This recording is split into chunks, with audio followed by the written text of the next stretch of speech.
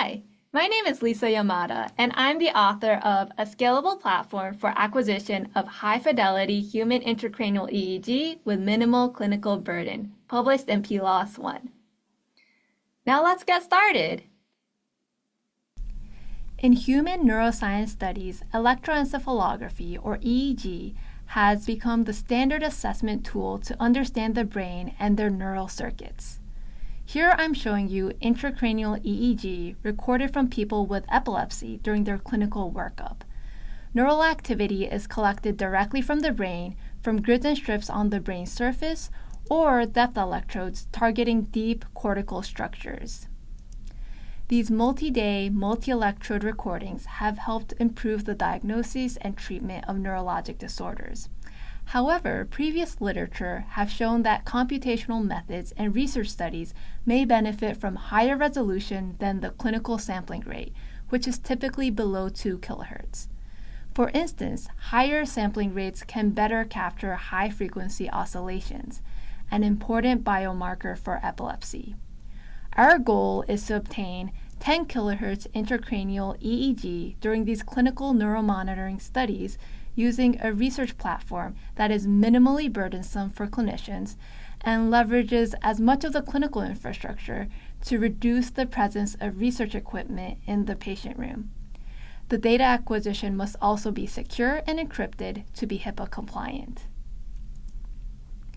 There's a typical flow in collecting clinical EEG. First, we have our participant instrumented with electrodes, and the measurements go through an analog to digital converter, then transferred to an acquisition computer where it's uploaded to a database for storage. We need to decide where along this path to tap in for our research data. In general, the closer the branching of the research stream is to the participant, the higher the clinical burden. One of our requirements is to collect 10 kHz data, which is different from the clinical data. The last two options are restricted to clinical data, so we can remove them as potential approaches for our research collection. We can tap the data stream right before the signal is digitized, but this requires a separate research ADC, which often needs a research trolley. Custom sampling rate may be possible post-digitization. This is dependent on the acquisition system used by the hospital, whether or not it allows for a secondary research stream with an independent sampling rate. And at Stanford hospitals, the Nihon Koden JE120A enables this feature, allowing us to collect 10 kHz research data. Given that this method is the least clinically burdensome while collecting 10 kHz data, it was the natural choice for our platform. For a more complete comparison across the different methodologies, please refer to Table 1 of our paper. Here's what our data acquisition platform looks like. We have a participant and the clinical acquisition pool in the hospital patient room. The electrode data is sent to the Nihon Koden JE120A, and the dedicated research and clinical ports are what enables separate sampling rates to be collected. Without interfering with the clinical data being sent to clinical storage, the research data stream is routed to an Ethernet port in the patient room. This Ethernet line is the only connection we ask clinicians to do when they're setting up for the clinical recording.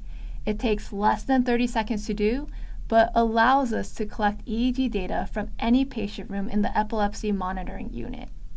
The router is placed on top of the JE120A system, and just to show you how near invisible our platform is, here's a typical setup in a patient room with clinical equipment. This is the clinical acquisition pool, and the only research hardware in the patient room is shown in the red box.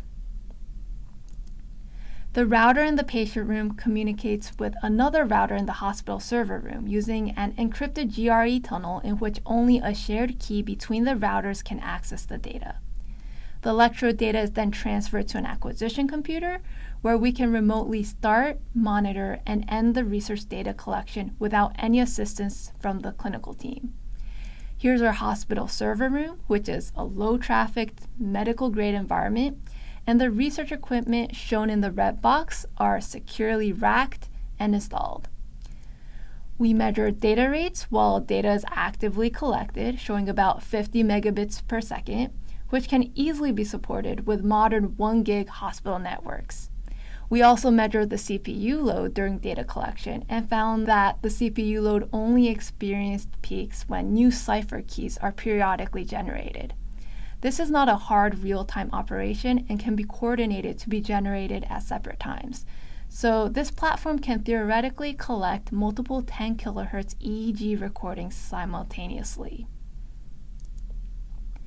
To summarize, this data acquisition platform enabled us to build our own intracranial EEG data repository. There were no changes in the clinical care our participants received, and all people undergoing clinical neuromonitoring were recruited regardless of age, gender, ethnic background, and medical condition. This framework has been deployed in both Stanford adult and pediatric hospitals since 2017, and to date, we have collected over 350 terabytes, representing more than 1,000 days of neuroelectrophysiology, with equal representation of adults and children. This repository can be easily shared with collaborators, and here's an example collaboration leveraging our datasets. It has also laid the technical foundations for the Human Neural Circuitry program to investigate neuropsychiatric disorders, and we're excited for the potential this repository holds for new discoveries in human neuroscience.